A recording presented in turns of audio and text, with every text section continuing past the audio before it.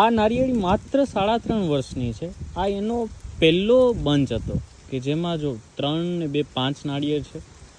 પછી એના પછીનું સેકન્ડ બંચ આ સાઈડ ડેવલપ થયેલો છે કે જેમાં 2 3 4 5 6 7 8 9 10 11 12 13 14 15 16 17 નાળિયેર છે.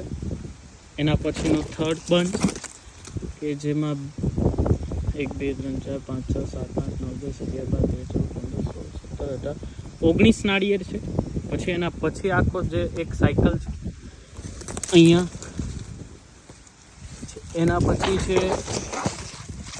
આગળ બંચ નીકળેલો છે અને એના ઉપર પણ અત્યારે 3 જેટલા પોટા દેખાય છે. તો આ જ હાઇબ્રિડની ખાસિયત હોય છે કે કન્ટિન્યુ જેનું ઉત્પાદન છે એ એકથી એક બંચમાં બેટર કરવાની ટ્રાય કરે અને કન્ટિન્યુઅસ ઉત્પાદન આપે.